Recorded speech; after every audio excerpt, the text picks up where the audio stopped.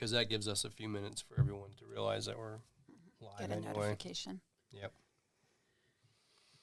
Even though we've done this every week for at least the last month, 8 o'clock on Tuesday. We've been pretty right out at it. Yep. Share this to my main page. I want to turn this so I can see people that want to write, if they do. Mute that. Mute this. Okay. It says it's live. So we'll just make sure everything looks good. Katrina Smith from Maine House District 62, right? Mm-hmm. All right. It's always a little bit of a lag, and it's like 4 or 5 seconds. What? No name.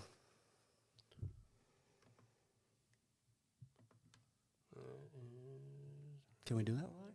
Yeah. I was gonna say, I thought we could. Boop.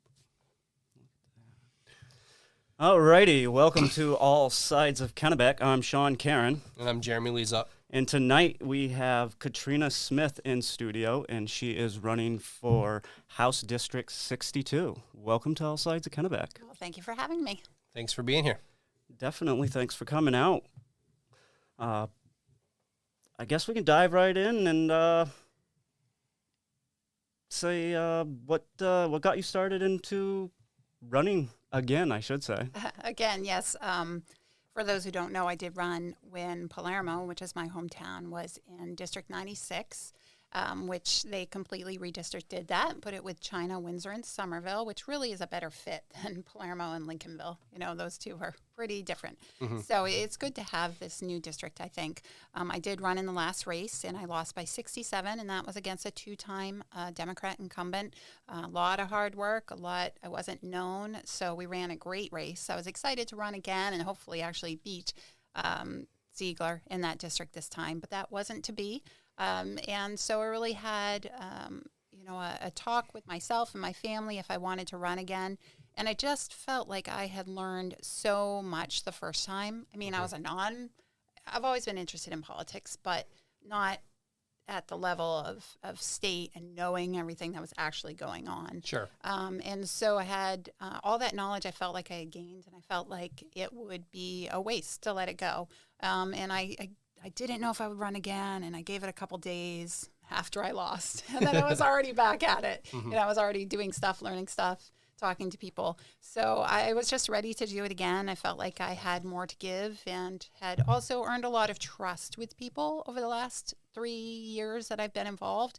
And they really wanted me to do it as well. And I thought, they trust me, they know me, they believe in me. And half of it's being encouraged as you run. If you don't have encouragement, it's a hard battle. So with those people, and obviously we still need help in Maine.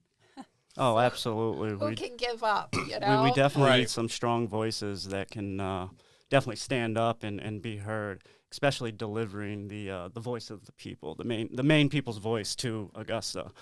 We see a lot of just pretty much parroting of the narrative in Augusta, and I think it's time for the people to have their voice back, and I think candidates like yourself will be the start of accomplishing this.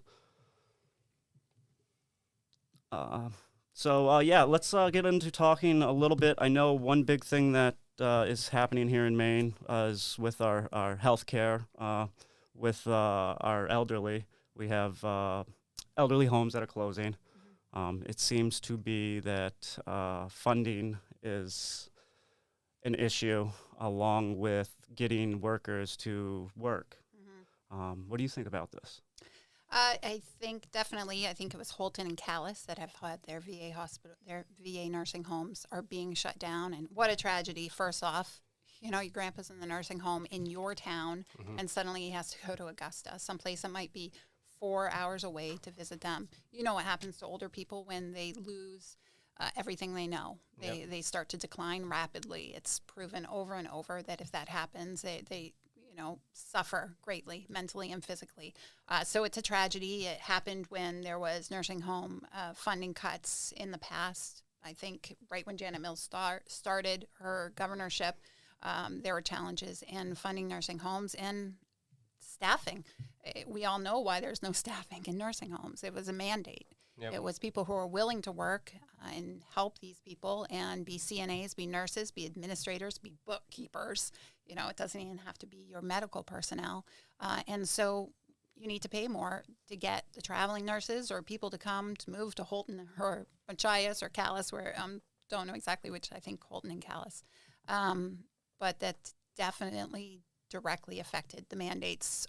It's just the domino effect. Absolutely. I mean, losing so many people in the healthcare industry to these mandates. I know that they try to claim that it's not the mandates that are doing it, but we'll let you be the judge of that. And as we were saying, we know people directly. People have commented on my Facebook page. A couple hundred people have lost their jobs. Well, I mean, I could probably say a couple hundred people I know that have lost their jobs. Right. It's reality is actual facts, and actual facts are people have lost their jobs. Absolutely. We know them. We know the choices they had to make, yep. Whether they made it or they forced the institution to make it and fire them. And it's still happening in other places of business right now, like you said, T-Mobile. Yep, T-Mobile's coming up on the chopping block the 2nd of this coming month. If you are not vaccinated, they will be removing you from the company. So this is T-Mobile here in Oakland, Maine. That's even if you work from home. Yes, there is no work from home. And how tone deaf is that at this point? Well, this is the crazy part about the whole issue is like my wife had a heart attack and her doctor came out and said, in your best interests right now, because we don't know everything about the vaccine, let's wait a little while. Let's protect yourself. Let's social distance. Let's mask. Let's do the requirements that you need to do to protect yourself. Wash your hands. Do everything that you normally do to keep yourself safe. And then her work, essentially, they said if you can get the medical exemption, there's like this offshoot company that works with them that they could go work for. But she approached her doctor, and her doctor said, I would love to write that, but if I do, I'll lose my job. Yeah. Right. I mean, when a lot of Mainers, I know, even on the left, we've always said we don't want government in our doctor's offices. Why are we starting now? What's changed?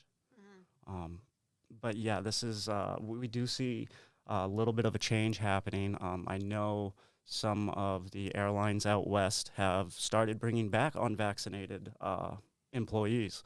Now, what this will look like in the industry elsewhere, I don't know. But do you feel that this should be an area that we work on and possibly getting people that were let go, get them an avenue back to work? Absolutely. I think the page has said they allow everybody back to work immediately. Unfortunately, a lot of damage has been done. It's going to take more than saying, people have moved. Right. People have started new careers, new paths. They don't necessarily want to double back, especially, honestly, to a difficult job to start with in a nursing home. This is going to take some real thought and real discussion about how to get these facilities back up and going. It's not just going to – the damage has been done to Maine. With the mandate, with people's mental well-being and their fiscal well-being. They've suffered a lot, and it's going to take a lot more out-of-the-box thinking about how we can get things back on track. I even think with businesses, all those successful businesses that had to close during the mandate, why is there no thought about, hey, you were a successful business for 10 years. You employed 15 people. You know what I'm going to do? I'm going to waive every licensure fee you have for this year to give you a starting good spot to start your business back up. These were successful businesses in our community. Yep. What are those people doing? Are they thinking, I would start a business, but I'm not sure because I don't know what will happen? Like, there needs to be some creative thought. I've heard nobody talk about the people that lost their businesses. No, it's a verbatim topic, it seems. I mean, if you do talk about it, we've seen where it goes. You're shut down. You're shouted. You're silenced. You're shouted down, and it's just progressively becoming an echo chamber that's louder. That is just becoming louder and louder with silencing of voices. So, Yeah, I personally had a business that was shut down because of COVID. Mm-hmm. We had the Play Factory open in Waterville. And what can we do to have that start back up? I No. know you'd be a little discouraged. Nothing for me right now, but Yeah. unfortunately, but it Would- was a really good. maybe because you were, was that wasn't your, was that your first business, like front like Like- big business that you had? No, No? I was co-owner of You Broke It. Okay, because what I was going to Couple years say is maybe we could essentially like these businesses that have closed, start an incentive to get them. I Absolutely. don't know. A year of free rent. Yeah, or something to do with loans at a 0%. Mhm. Because Right. the entrepreneurial spirit is Maine anyway. You know, Right. there's everybody self-employed practically. Yeah, I think it'd be a great idea if local businesses that had shut down worked with local lenders and got something like, maybe a year free or something like that, and they offered that. That'd be, I mean, it would pay back. It's not that we just start giving them a Right, hand be like a up. loan or yeah, something. just get them going again because it. Even tax write-off Right. incentives, I think, would be a great start. well, I think you have that ability to have tax write-off incentives, but once you shut down, you've already, you've written it off at Right. that point, Or, essentially. liquidated all your yeah, stuff. Right. So, That's yeah. what we did. Yeah. We sold. We had to sell everything. Mhm. Yeah, I was going to say, you guys had stuff up on Facebook there. Just Yeah, we were selling everything but the kitchen sink. yeah. That's because the kitchen sink was installed. Yeah. But yeah, I mean, businesses had it hard, and it is too. It affects the kids. I mean, how many kids you think went through that place a week? I'd say at least 50. I mean, and that was when I was there, it was always hopping. So I'm assuming that was probably a slow week. Yeah, probably. So- It all depends on the weather. Yeah. It depends on if it's a summertime or wintertime. So it's affected our kids in another Yeah. way. Yeah. Not to have a place to go. And having such a limited place for kids to go. I mean, we have the Boys and Girls Club, YMCA here in Waterville, but what do That's basically it. other communities, like your community, what do you guys have out there? Just Church youth groups, maybe. Yeah. Had a Right. couple, but there's nothing else. Yeah. So it is. for It's when you lose something, even a small business like yours, it does. It hurts. Mm-hmm. Absolutely. So It hurts the whole community and the kids.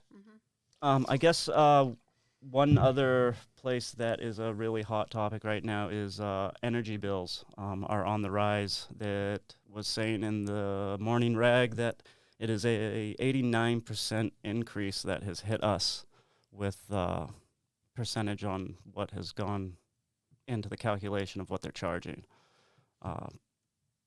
What do you think we should do about that? Something, for sure. I mean, my heart goes out to them. I say sometimes, once a poor kid, always a poor kid. I grew up single mom in Appleton on a farm.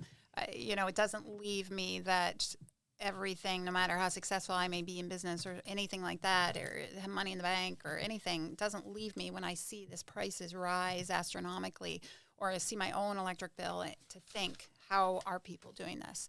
How are older people doing this on a fixed income? Exactly.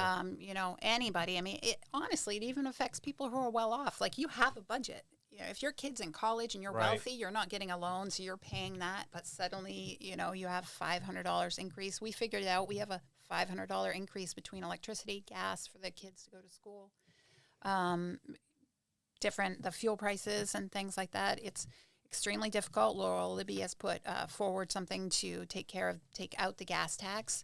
That's a little bit of a help for sure.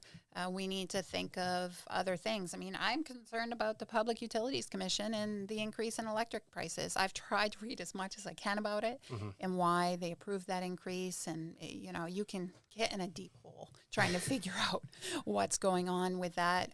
There's some subsidizing of alternative energy sources that have driven prices up.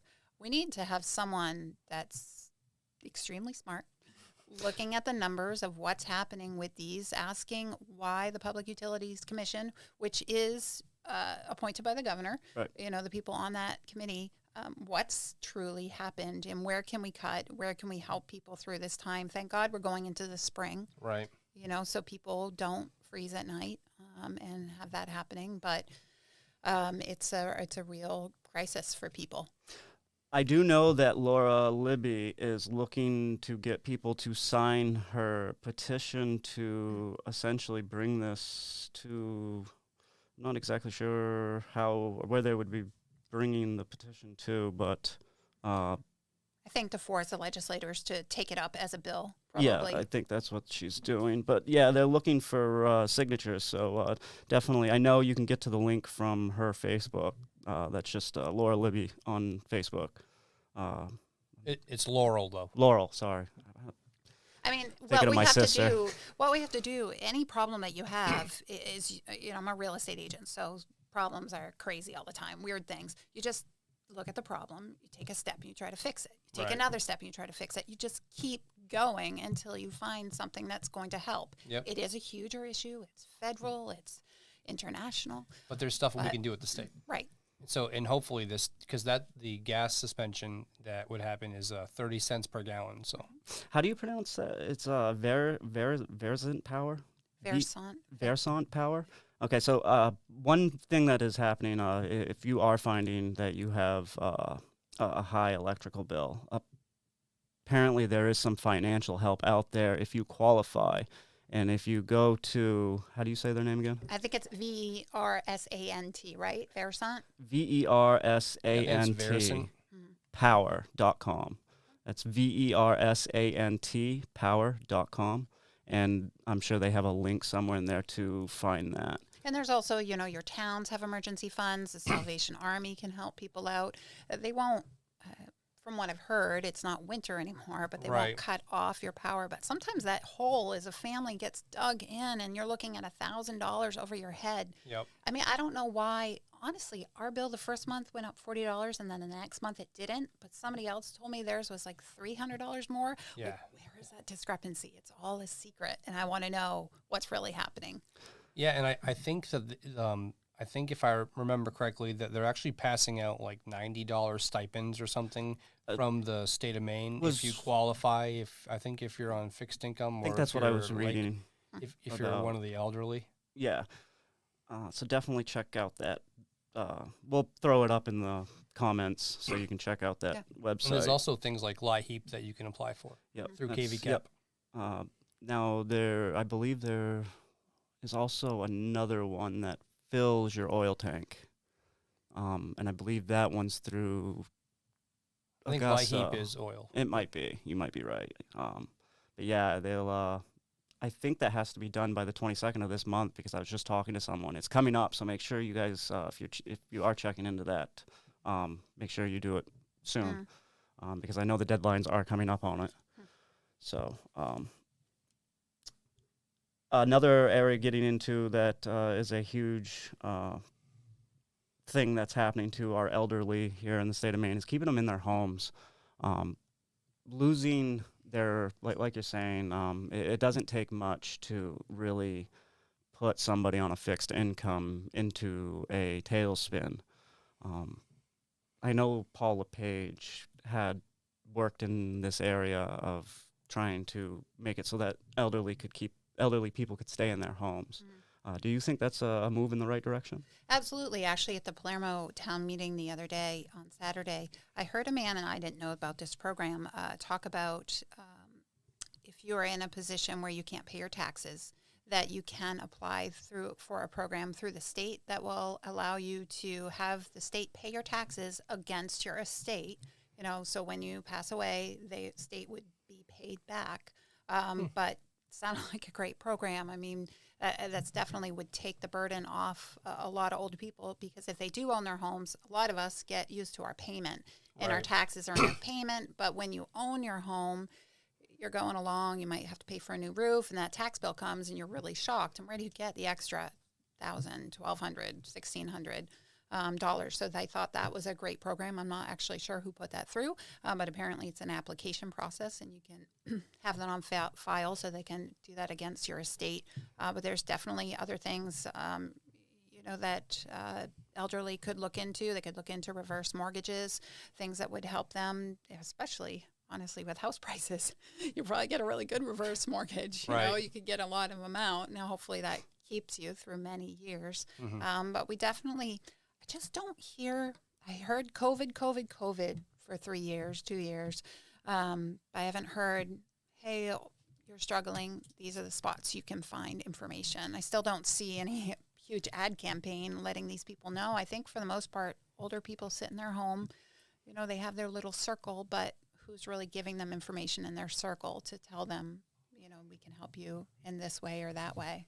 I also think people don't realize that Maine has what's called the Maine Homestead Exemption Act, so that also will help you lower your tax burden substantially. I know it's a fairly easy thing to apply for, too. Or a veteran's exemption as well on your taxes. Yep. Yeah, those are definitely good places to start.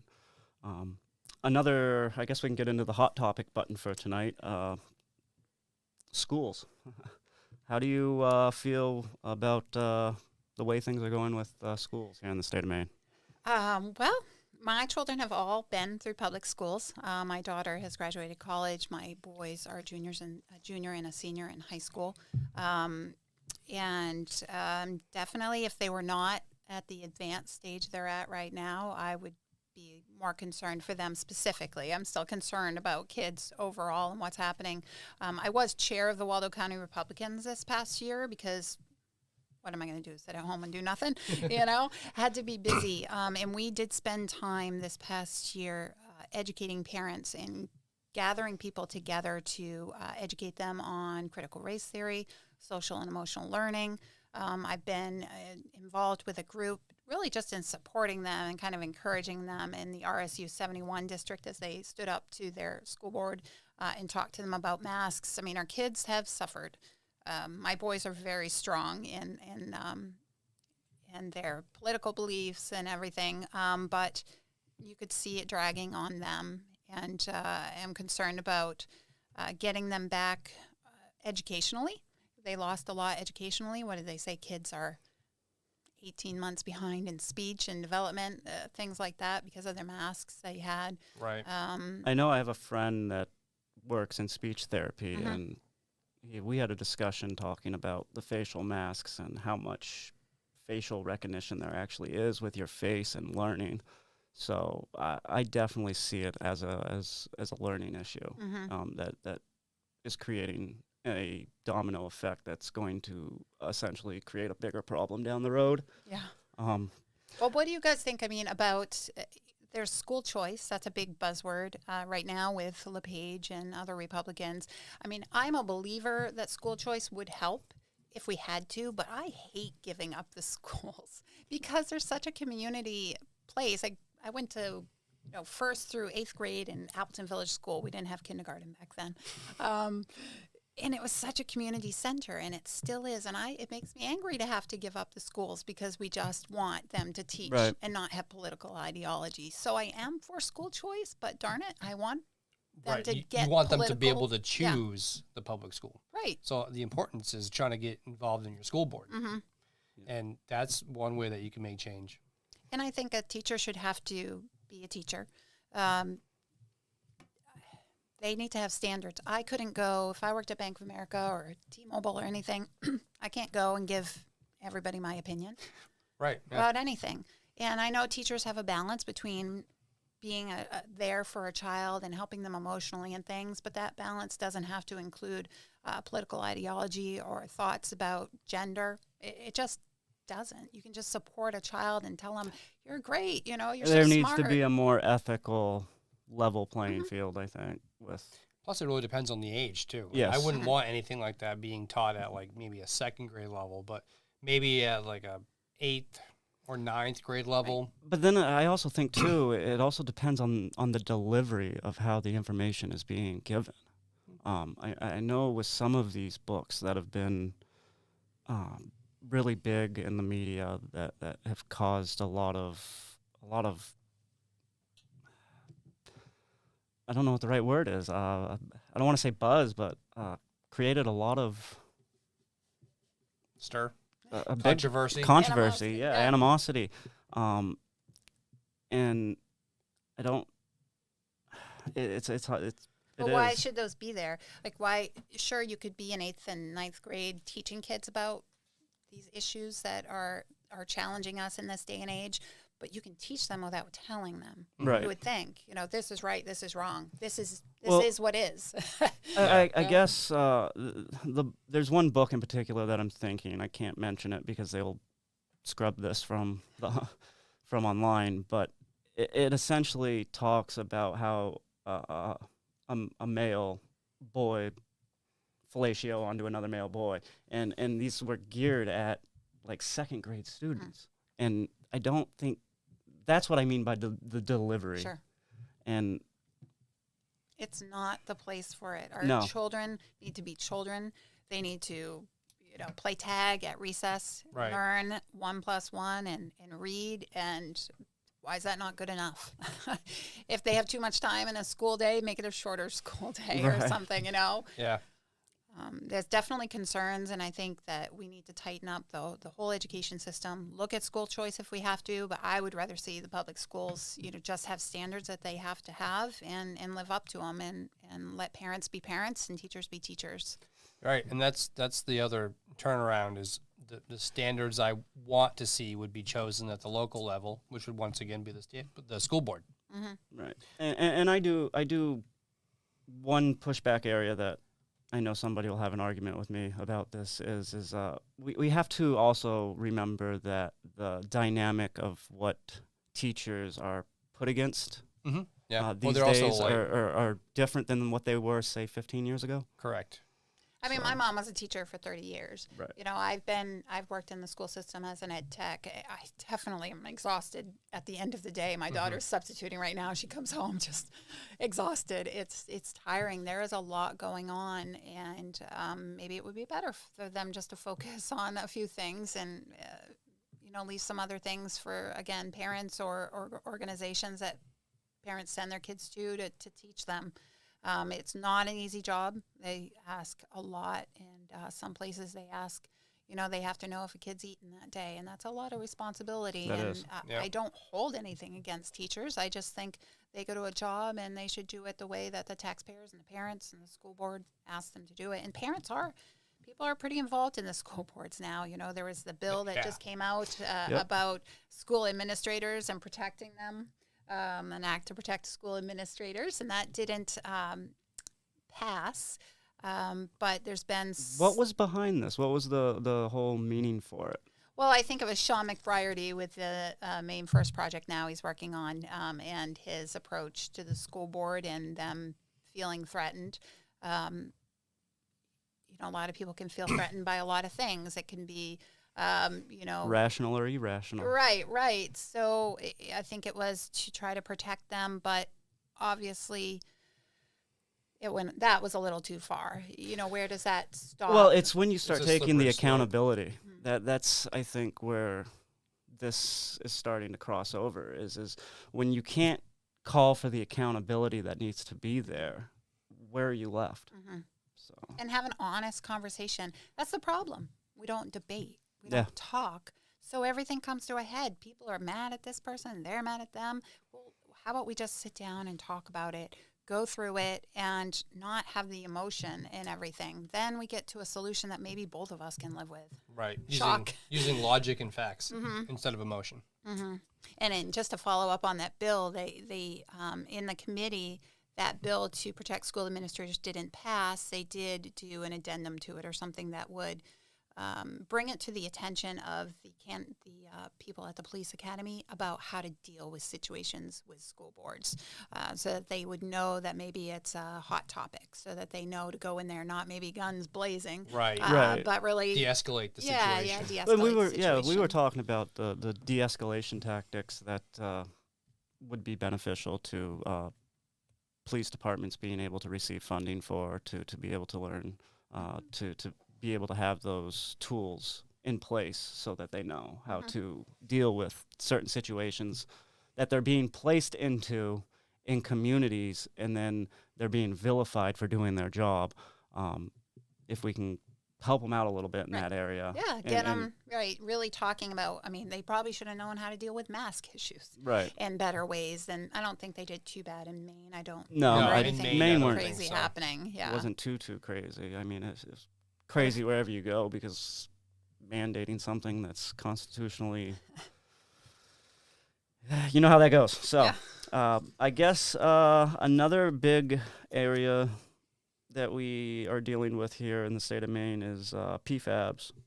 How do you feel about getting more federal money to the farmers, and what do you think the direction should be to getting them help? Yeah, I'm very concerned. I mean, I've looked at the map because, you know, you can go online and look at the map where they've dumped sludge and what time it was done. I was reading a story about a woman in China who has an organic herbal company, and they found PFAS in their well.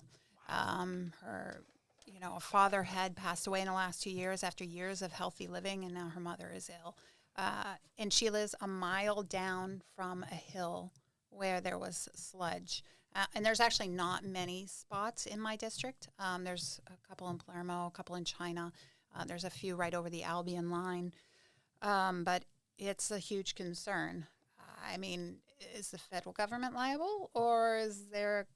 What did the companies know? Now, I Right. don't mean every septic guy that Who knew what spread and when. stuff, but who did know what and when.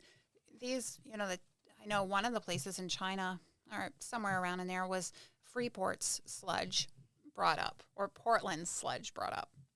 I mean, who is liable? Come on, we test everything. You're telling me they didn't test that stuff? I mean, we live in a toxic world. Right. You know, we probably all have something in our wells, unfortunately, from toxics or, Yeah. you know, things like that. So, but it's a huge concern. My heart's broken for these farmers who give everything they have. You know how hard it is to be a farmer? I mean, I grew up on a farm and I wouldn't do it now. You're always Right. out there weeding, and I mean, I have my garden, and that's enough. Right. But these huge farmers that put everything they had into the organic farm, or just a regular farm, not even organic, because this is bad no matter what you had in the deer hunting. Kevin Kitchen was talking about that, about how he isn't able to hunt deer on his land now, and he was talking about how that's one of the reasons why he bought the property he bought. Yeah. So I really feel bad for people like Kevin. I mean, that's supposed to be an investment. You know what I mean? That's supposed to be your Right. your net portfolio of look right. at my accomplishments. Right. And then you have that. I mean, we got to figure out how to get the funding. And And here's a question: was it pharmaceutical companies? I mean, who was Right, it? I know it's right. sludge, but where did anything come from? Some major corporation? I mean, someone.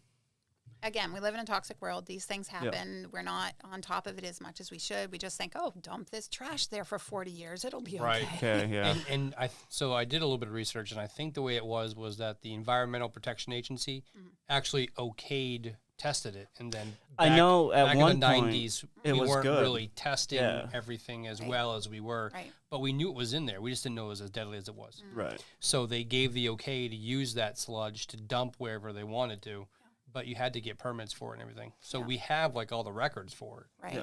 and 'Cause- what they test at and things like that. So, but I think the moral of the They story were is using it was as from- fertilizer for the most part, I for the believe. fields. Yeah. I mean, I would say the first thing that has to happen is that there has to be widely available testing. Yep. Because within this person was a mile away. Who else has it? Yeah. Hopefully, I don't know specifically. I know the EPA offered to test it, and I know in Fairfield, tons of places have There's been a lot. tested. But I think it's got to be a wider net. Yeah. Absolutely. You know, not the next town over if they have no sludge sites, but I live in need the to next know. town over from Fairfield, so I'd be kind of curious if I have any nearby in Oakland. It is amazing. I used to know a website. I'll see if I can find it when I get home later tonight. But it used to tell you essentially what has been tested in certain rivers and like what they've found for levels of certain things. And it's really amazing what is actually there for like pharmaceutical drugs that people take on a daily basis. Right. well, didn't they want to test all of our, sewage plants for COVID too. Yeah, I was gonna say, I Wouldn't think that might surprise have me. been in the Green New Deal there. It's so, but But it's a concern. It's a concern not only for farmers, but all of us who grow, a zucchini. Yeah, yeah, exactly. Or hunt. or hunt. Yep. That would be well. See, and another big thing too. Maple production is has started in Maine. How many maple farms are affected by this? I'm curious to know. I don't know. That's a good question. I don't know. Yeah. I don't know. That's a good question. I always get these questions when we're here, and then I forget, and then I'll watch it later, and then I'll forget. Well, I'll Unity. try to I mean, remember. Unity is one of the hot spots, and that's definitely, it's a rabbit hole. A lot of Yes, things that are affected. yes, and did we? There is one other person running against you, correct? Yes, we have a primary. Okay, and I will let you pronounce her name. I think it's Jen Tumanaro. I'm not even going to try to pronounce that last name. I will butcher it. Yeah, there's actually, and there's over 15 Republican primaries in the state of Maine. So considering I was chair of the Waldo County Republicans last year, I kind of step into the role of telling people, you need to look at your candidates. You need to be comfortable with them. You need to understand where they're coming from and what's important to you, because how awesome you have a choice. Right. It's great. Right. You have a choice in a primary to put the Republican into the race against a Democrat that you believe in. So, that's fine. And I welcome, anyone who wants to jump into this as It's not an easy thing God to bless do. 'em. Yeah, it's you got to have the right crazy mind to do this. That's Yeah. for sure. But I definitely thank you for stepping up and doing it. We do need more people to do it. So we were talking earlier about how many seats are actually up, and you suspected there was how many? 38 termed out seats. 38 turned outs. Those are house seats, right? That's just in the House. Just in the house. That's a huge number. but gives us a fresh start. It It does. does. Yeah. It does. So that's kind of exciting. So paperwork had to be filed today. Turned in. So yeah. So Your signatures. yep, signatures had to be turned in. So we will start seeing all of the candidates who officially have moved on to Yep. the primary. So that start checking your House candidates pages, and we will start making. I'm sure some of them have posted up online that they've got their signatures passed in, but we'll definitely know soon. And I'm going to post on the page the link to go to for a list of candidates in your district also. Good deal. Good deal. Because it's a whole, I didn't even know this until like a month ago, but there's a website that tells you everyone's districts and who's running in those districts No and doubt. the whole race. Like That's- Ballotpedia or No, a more it's local one? It's more localized. Okay, In the good. it's an elections one through. great. Try to see if I can find it while I have it up. Yeah. And I guess we can move on until he gets to that. It's actually maincampaignfinance.com. Good deal. Definitely check that out. Another big topic is childcare and the workforce. What are your thoughts behind getting funding to help people get their kids in childcare to go to work? I know myself, I'm more for subsidizing family than corporation. What do you think, and how do you feel about the childcare issue here in the state of Maine? Well, I know that there's not much. I do know that in Palermo, for instance, they did start an after-school program. I think that can help so much with childcare right there. I'd love to see some capitalists come in and open some more situations for childcare. They probably, I don't want to subsidize it. I mean, sometimes, honestly, I have conversations with people and I think, is it worth it for you to work? you know, Right. and they need to, but some people like to work as well, so that's their choice. But I think the after school care is really helpful for a lot of people. Can that be a program that's started to give people better wages or supplement a teacher's salary that way so that they want to do after school care? Just something for them to think about and would help them as well. Or is there something we can do in conjunction with educational programs that they go and help in after school care?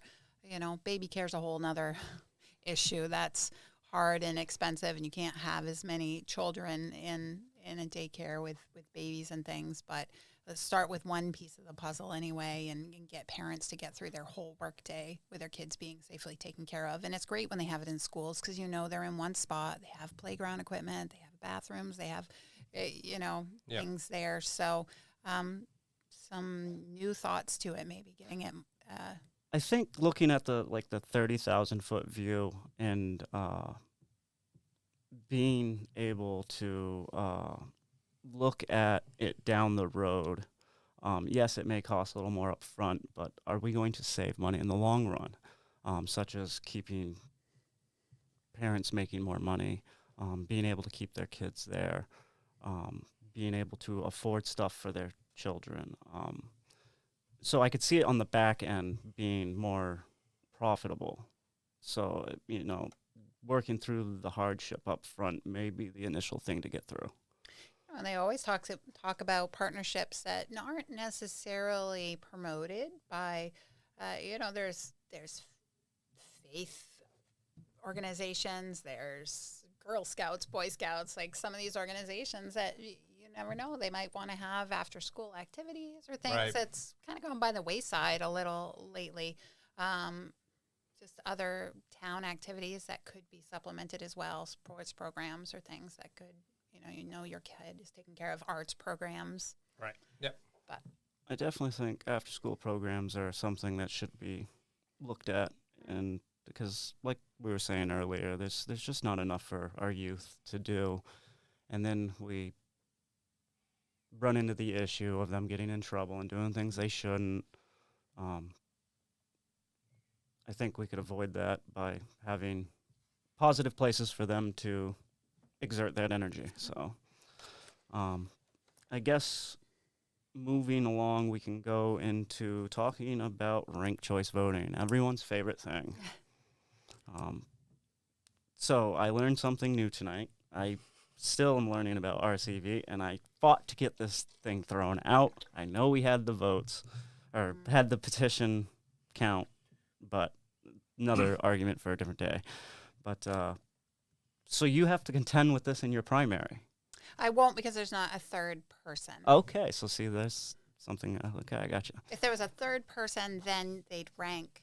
Right. You can't however rank. they rank. Okay, so you have to have three. Okay, I got you. See, I didn't know that either. See, I hate RCV. It's so confusing. And this is one thing that I have said to people is we need to start learning how to play RCV, because I think that is going to be the only way that it goes away. I don't even think it's going to go away. Didn't New York just take it on in their last races? Like, it's growing. Yeah, it's growing, not receding. Yeah. But And I don't know if and now there's I a don't bill in the know. legislature to allow you to do ranked choice voting in your municipalities. So it's only Yeah, growing. it is growing. You are correct there. And it's amazing when I ask, on my Facebook page, I have quite a few people follow me, and I say, what are the biggest issues? And so many people say ranked choice voting. They say ranked choice voting, election integrity, and the mandates. That was about, last time I asked was probably 3 months ago for that kind of feedback. So ranked choice voting, people just definitely don't like it. They just don't feel that it's fair. And I think many Mainers like things that are fair. And so it just irks them, even if it doesn't affect all their races. But if they know that it's coming into local races, that'll irk them even more. Right. And so there is an outcry of it. It would have to pass. Well, they want to do it by a referendum. We did it last time. Probably in the legislature to change it, you'd probably have to have a 2/3 vote, I would think, to change what it is. And then we have election integrity. And one thing I'll say about election integrity, this is my little public service announcement, is that if your signature has changed on your voter card and you think you're going to vote absentee, you need to go into your town office and write your signature different the way it is now if you have a new married name. Because when I got my signatures for running, I went to a friend here, some older people there. I went in, I had 7 signatures thrown out. It was no big deal. I could go get more. I had enough anyway. But these are the reasons. People who had moved into the town and gotten married since they'd moved there, so on their voter registration card had their maiden name. The town clerk was new. an old town clerk would have said, "Oh yeah, that's Or that's Bob. yeah, Yeah. They got that's married. fine." Yep. Or these older folks, both in ill health, had very, very shaky signatures. Another person in the office said, "Oh no, they have very shaky signatures. They've had some health issues." So that got put through. But what if they're looking at absentee ballots and you send it in? My daughter's signature was totally different from when she was 18 apparently, and 21 is now a scrawl for some reason. But if your voter registration card isn't up to date, you can get that thrown out. And I mean, town clerks have a lot to contend with. You know, it's not an easy job. No, not And at all. that's No. why we need, we need some voter ID so they can say, "Oh yes, here's my, license. It says this is my name. These are actual people." It's a big thing. Some things that could change. Voter ID being the first one, which of course got shut out by the Democrats when the Republicans tried to bring it up. But that'll be a first thing that happens with a Republican legislature. Voter ID. Why not? Yeah. Everybody does have an ID, don't you think? Well, one thing- most people do at least. Yeah. One thing that I found rather interesting is I don't know if it's changed, but when they first started giving COVID shots, I remember going in to get a prescription for my mother, and they were making people show Maine State ID to get their COVID vaccine.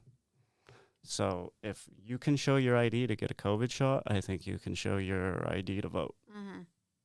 I don't see an issue with it myself, because then it puts to rest any issue of a questionable vote, because your ID should always be up to date. I think, what is it, 10 days? Is it a month or is it 10 days you have from if you were to move or something?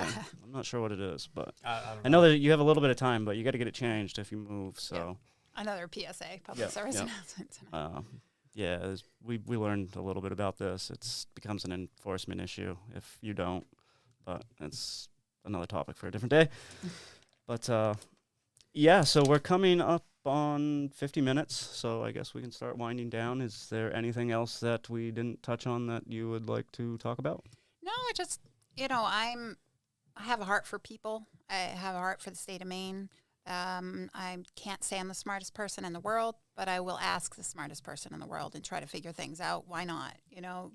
Talking things over. I think we can need some new ideas in Maine, and not the old ideas. I don't even know what they were, so I don't want to bring them back up. Let's think of some new ones. Right. I do this every day.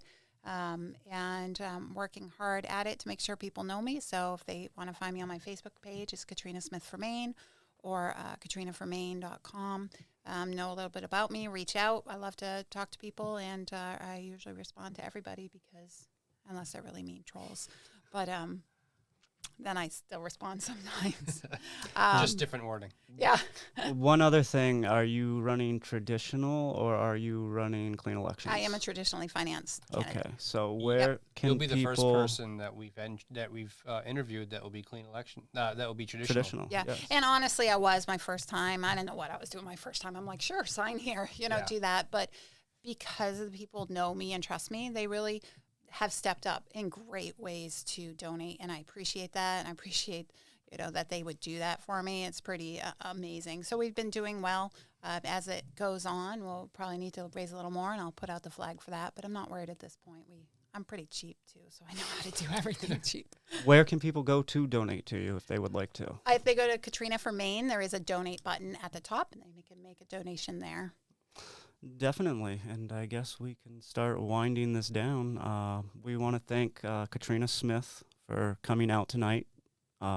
We would also like to thank A Shared Studio for making this possible. I'm Sean Caron. And I'm Jeremy Leza. And until next time, remember, a true patriot questions